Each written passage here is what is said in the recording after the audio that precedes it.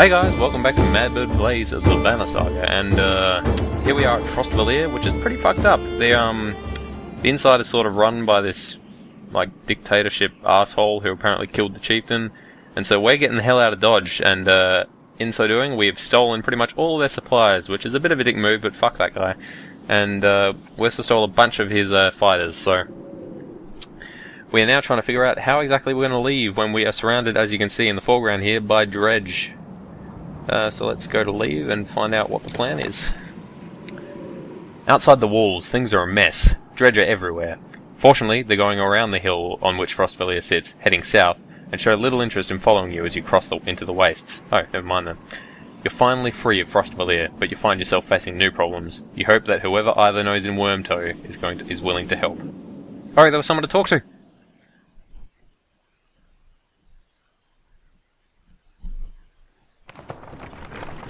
Now, let's look at the map quickly. Find out a little bit more about these wastes. Because I have such a boner for this map. The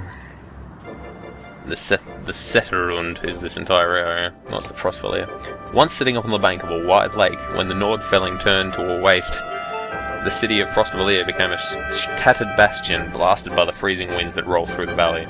Those who live here still are not known for their hospitality.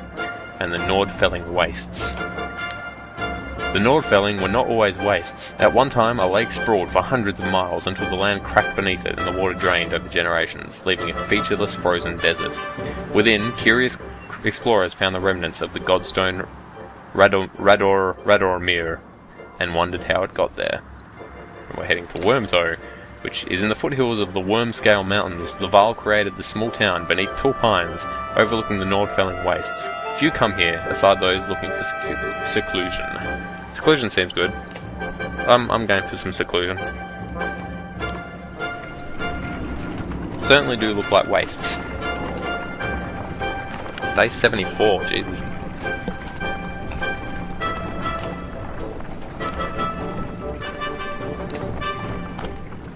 Didn't know you could hide that. This game would make such pretty screenshots. Oh my god. I'm gonna have to do another playthrough and just like screenshot everything. Ahead, you find what appears to be a good number of peasants surrounded by brigands. One of the armed men looks over his shoulder and says, "Gods be damned, this is all I need. Listen, don't interfere, and one of these supplies wagons is yours." While remaining silent, the peasants plead to you with their eyes. Back away from these people or die. Rook doesn't fucking deal with brigands who slaughter peasants. The man turns completely towards you, shaking his head. Had a feeling you'd be that type, is all he says before the brigands rush you. Bring it fuck on. Fucking brigands.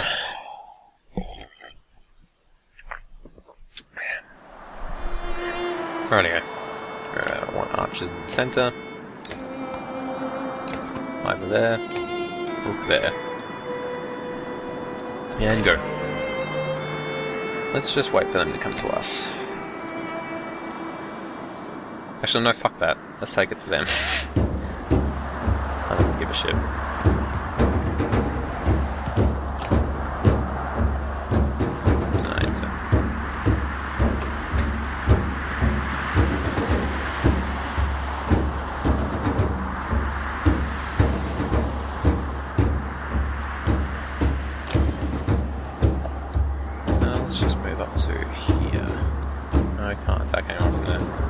Just move up to here then, and turn. Because everyone else is going to have to move up into range of my archers anyway. Rook, you come over here and shoot at one of these guys. What's that guy? That guy is a Thrasher veteran. That guy's just a Thrasher. I'm going to take a wild stab. The veteran is probably the tougher one, so let's hit that guy. Oh, we've got pretty weak morale. That's not good. Need to have a rest after. Oh, that hurt. Okay. I was saying we need to have a rest after this. Get some morale back. I'm already assuming that I'm going to win. That's probably not fantastic. Considering my record, it's probably not going to be the case. Trigger, you come down here. Mess up this archer.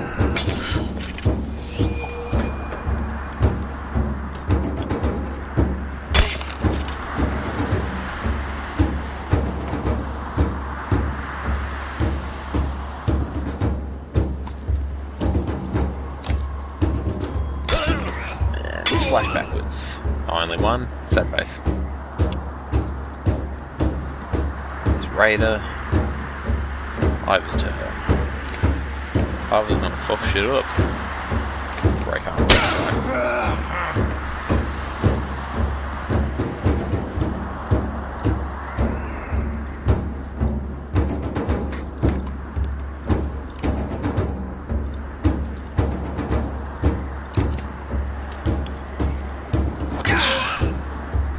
I sort of wish the different characters in the campaign had slightly more different sprites. Like in the I can understand why they're sort of similar in the multiplayer, because basically they're just to show different classes. But like, you think when they're different characters, you can make them a little bit more distinct, because these two look pretty much the same, just in different colours. Break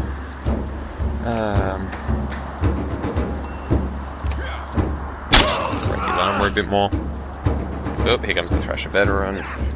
And Rook is very nearly dead, which is not ideal.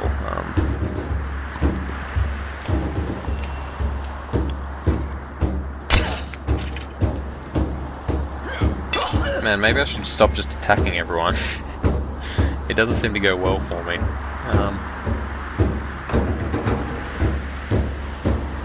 What does Impale do again? Knock back 2 tiles and bleeds 1 strength per turn. Yep, don't move in here. And then impale that guy.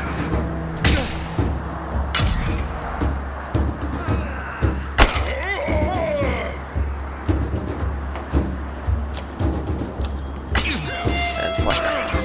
Yeah! I think our Nef is going to die horribly. I have this horrible feeling.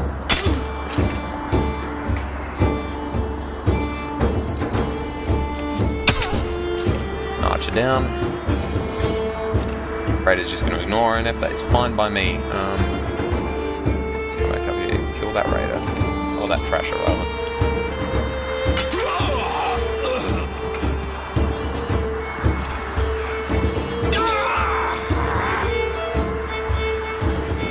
Come down here, thread the needle on these bitches. Nice. Oh no, I meant to aim further and... Oh, Jesus! What the fuck was causing that? Was that the bleed? Jesus, that was brutal. I like it very much. Trigger, finish that guy off, thank you.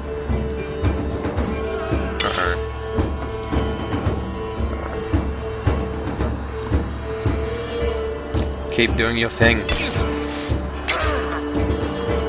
Because it continues to be amazing. Raider, what's he going to do? He's going to attack. Of course, he's going to attack the poor defenseless woman. What an asshole! You get back up here. Help a sister out.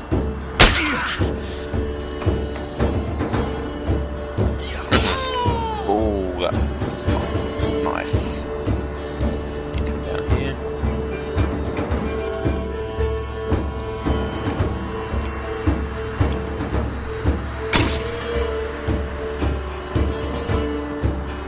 And I'll leave it dead.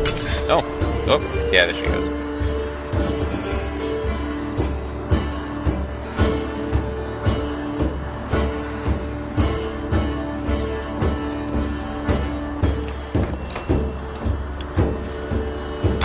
I think I have this horrible feeling that Let is about to die as well.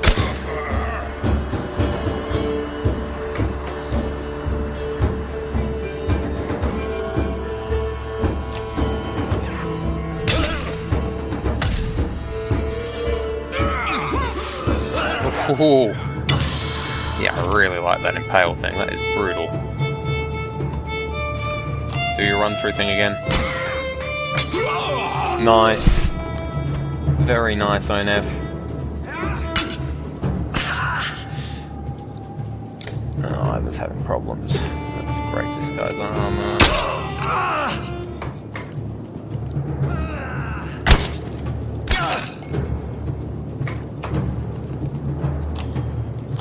Again.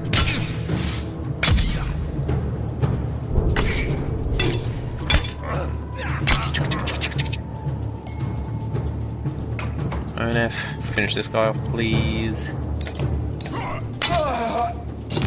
Nice promotion for you. Bang. That's where you get brigands.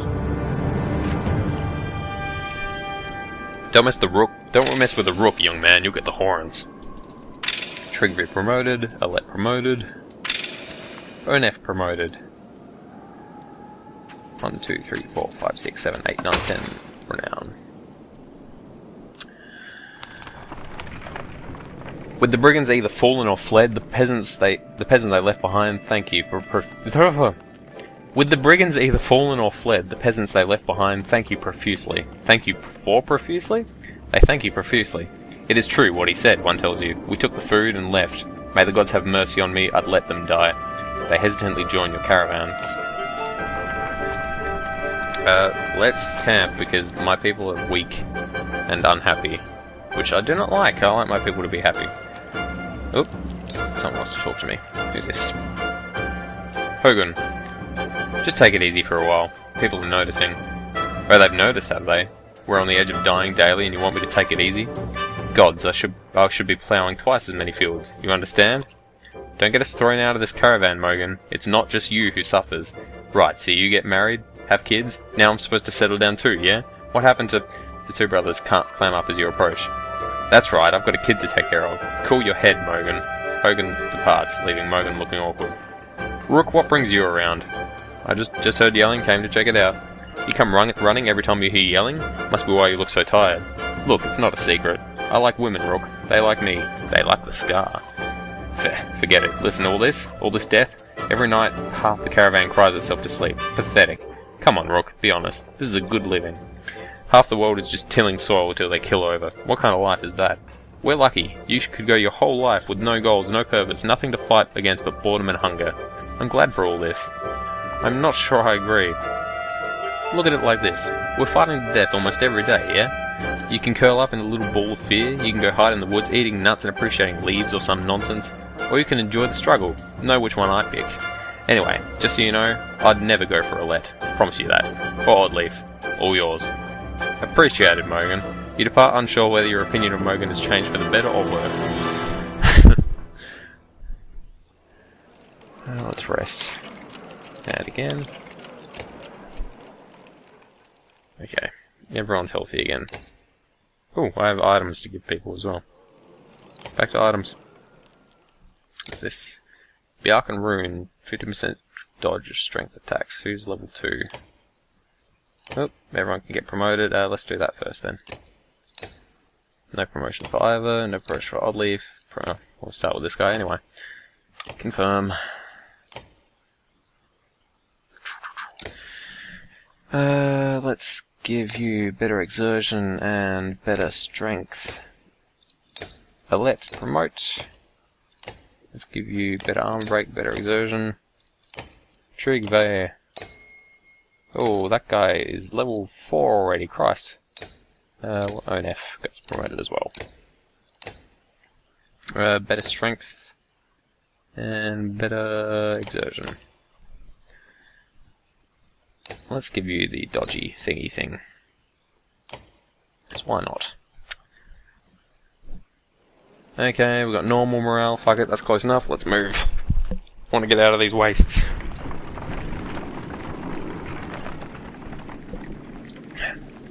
The caravan is buzzing with worry. In the distance, someone has spotted a large number of dark figures following you. The Dredge! Cries one woman. But something about you tells you they don't quite look like Dredge. Gods be damned, chokes Anaf, standing on one of the carts to get a better view. Worse than Dredge. That's Ekil. Ekil. The news spreads throughout the clansmen like wildfire. Ekil? Why would he? Starts Oddleaf. Unless he's after you, Onef. He's insane, interjects Onef, and unpredictable. That's a good number of fighters with him. Your mind races considering what to do. Let's see if we can outpace him. March, you shout, getting the yokes moving more quickly. The caravan sets a quicker pace, and you hope to outrun them. It has been barely an hour before you realise it's futile. You'll never outrun a bunch of trained fighters on a vendetta. You stop the caravan just as Akil and his fighters start to close in. Lead the charge, keeping him away from the caravan. You gather Onef, your allies and fighters, and head out into the wastes, weapon drawn, where the caravan won't be involved. Rook, my good friend, he says as you approach, throwing his axe on the ground. We come to parley, not fight. Why would I believe a word you say? Rook, we were good friends. What happened? You tried to kill us. Just go back to Frostvellr and leave us alone. Ah, Rook, it's your pretty girl. I'm glad nothing happened to her. With the dredge, I mean. My friends, how could I forget everything you've done for me? Broke into my city, took my warriors, took my food and then killed some people so you could take more food. That was a nice touch. Took one of my best men. How are you, ONF? Do they treat you well? Shove it up your ass, Akil. If you came out here to kill me, let's get it over with. Nothing like that. You must think you know me, or people like me. What did ONF tell you? I'm crazy? I haven't survived because I'm crazy. I did what had to be done to make it in Frostvellr. The only mistake I made was you. What kind of man are you, Rook? You look like an average man to me, a man worried about his daughter maybe, just making his way. But then look behind you. How many people is that? They follow you, fight for you. Why? What kind of man are you? I'm doing my best like everyone else. We're all doing our best. Why are you their leader? Why do they all look up to you?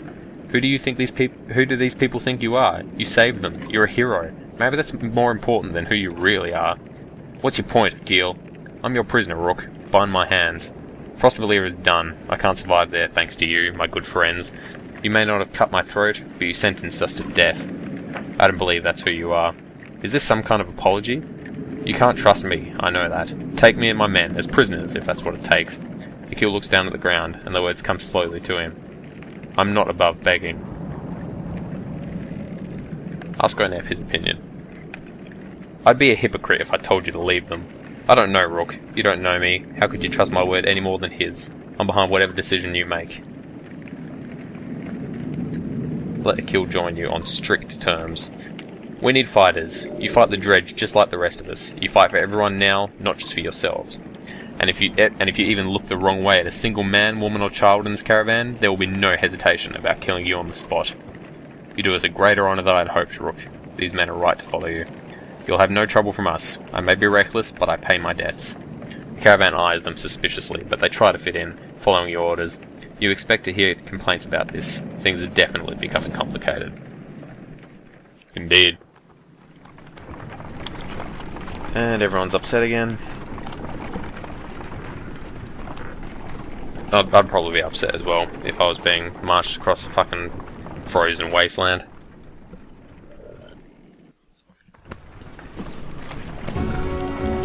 Hey, Godstone.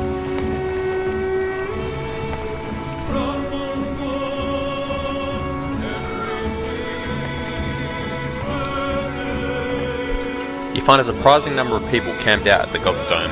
They've been here quite a while, ever since the sun stopped. Apparently they think Radomir, the sun god, has come back, and they're worshipping him despite the bleak environment. They welcome the caravan, mingling and swapping stories with the others while you rest. They have almost nothing of value to trade, but their leader approaches and offers to let you join in their tribute. Ask what this tribute involves. Gulen Fayuri, one says, showing you a golden liquid in a silver bowl. He places some on his chest, which almost sounds like it's sizzling, and explains through clenched teeth it's a gift from the sun god, an oil that burns like the sun and lets them see things clearly. See if anyone in the caravan is interested. Not surprisingly, you find no takers. You wonder how devoted you'd have to be to go in for it yourself. Inspect the Godstone before departing. Nobody can really agree on what Radomir looked like, as fond as he was of his own isolation. He never directly contacted humanity. Most think he was a serpent that lived in the sun, and it's not uncommon to hear speak of seeing the tail of a great creature slipping through the thin clouds on a sunny day. Radomir is always one of the lucky gods, the kind who people thank for good weather, healthy livestock, and a good harvest. Despite all that, the biggest mystery has always been how his Godstone came to be found at the bottom of a dried-out lake. After some rest, you continue on. The sun god worshippers are keen to stay, so you pack your things and return to the road.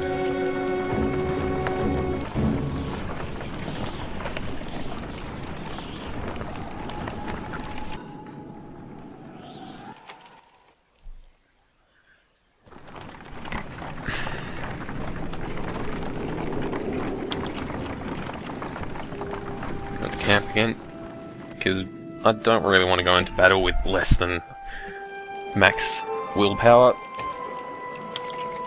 Once more. And once more. Fuck it, we'll get down to 20. There we go. I haven't really run out of supplies yet, so now that I've said that, we're probably going to run out of supplies.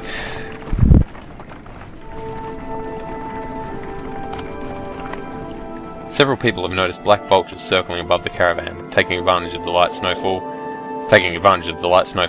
They pose no threat, but they have a visible impact on the mood of your clansmen. The next time you look back, Oddleaf is firing arrows into the air, which nearly tag the birds once or twice. "Get lost! No dead down here!" she shouts to nobody in particular. Let her get out some aggression. After a couple more shots, she manages to tag one of the vultures, which falls from the sky. She recovers it, laughing to herself, and comes to show you the black feathers. "You know," says Oddleaf, scanning the caravan, "a lot of these women, they could do this." You can tell from the look in her eyes she's excited about the idea. "I think I'm going to start training them how to fight," she says. Encourage Oddleaf to train the women. "We can always use more fighters," you tell Oddleaf. "If a letter's any proof, you know how to train someone with a bow." Oddleaf gives you a smile. She heads off to some of the women in the caravan, showing them the vulture that she shot down. Good for you, Oddleaf. You teach those ladies how to shoot vultures down with bows and arrows.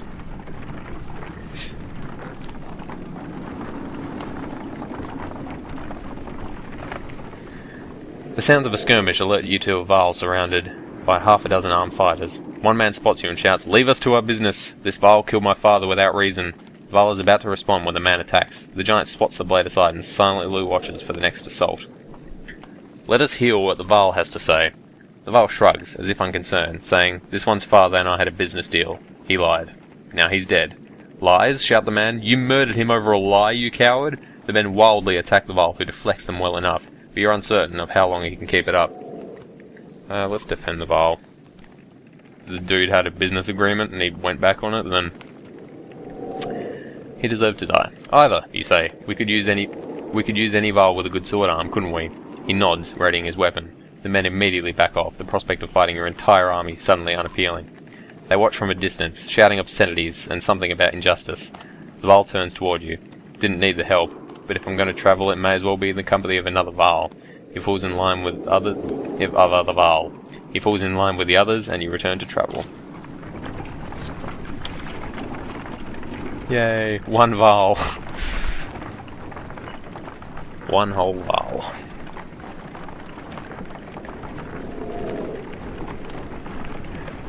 Holy shit, the end of the Wastes.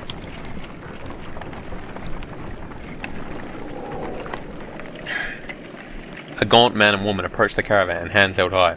"A word, friends," the man says. "We are poor farmers, down on our luck." The woman hits him and says, "We're outlaws, plain and simple.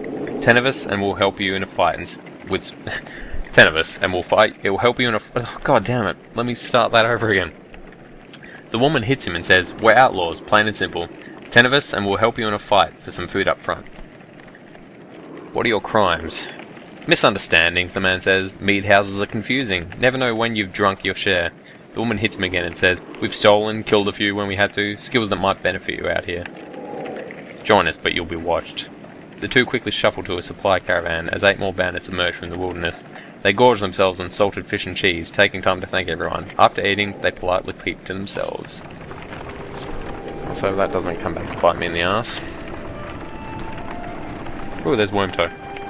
Wormtoe was never the kind of place someone would build a town.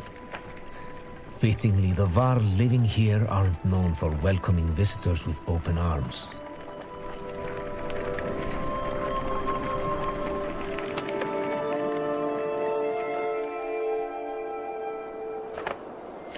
The Varl find you before you see them. Not surprising with this many people behind you. With weapons drawn, they demand to know why you're here, but back down when Ivor tells them he's come to see someone named Kromir. When it's just the M followed by an R like that, I'm just going to pronounce it ear, even though it's probably supposed to be like Kromir or something. Kromir. Because Kromir would probably be Krumir or YR, but fuck it. If anyone wants to tell me how you're supposed to pronounce it when it's just a solid R after another consonant, please do so. Well, I'll be damned. Kromir, it's been a long time. Yeah, it has. So what brings Ingvar to Wormtoe with his very own village of humans? Bad news. Dredge are coming down from the north. We barely made it this far. That is dire news. Come on, we have food. We'll discuss more in the mead house. As you follow the old Varl into the meagre town, you catch him quietly saying, "If it were anyone else." That's confidence inspiring. I've talked with the warriors here. I'll be honest with you, half want to go north and find out what happened at Frostvellr. Some think we should go to Grofheim instead. That's not a good idea. None of them are happy you're here. What do you think? If I had it my way, I'd stay here and let the dredge come. But you made this problem, didn't you? We can't feed this many people for long, even if they don't eat much. This is a Varl town. Most of us take care of ourselves. You've got women, children. We could pitch in, make this place livable. It doesn't work like that. These Varl are here to get away from civilization, not make one. It's Cromir's call. It won't be long before the dredge are here too. No, it won't. If there's one thing we should do, it's tell Jorundur what's happening. Who's Jorundur? Varl King. Well, as close as we have to one. Ingvar, where'd you find these people? Stay here and rest, but once yours are ready to go, we do. I'm going to see off those who want to head north, but I'll join you to Grofheim. More travel? No, we've already come so far. Stop the pouting, girlie. Even if Jorundur won't listen to a tired old Varl like me, I have a feeling they'll pay attention to your friend Ingvar here. They'll listen to Ivar? Ha! He hasn't told you? Of course he hasn't. Do what you need to, but it don't be long. Ah, Ivar's got some secrets. Yeah, let's talk to Cromir and then we'll call this an episode. Cromir, can you spare a moment? Mostly no, but I'll try. I never had a moment to thank you for your hospitality. Consider it done, then. How did you get all these Varl to follow you? Respect, young one. After the Second Great War, wasn't much left for me to do, so I started training other Varl to fight. Got tired of that, made a place in Wormtoe. They still come calling, even with no wars to speak of.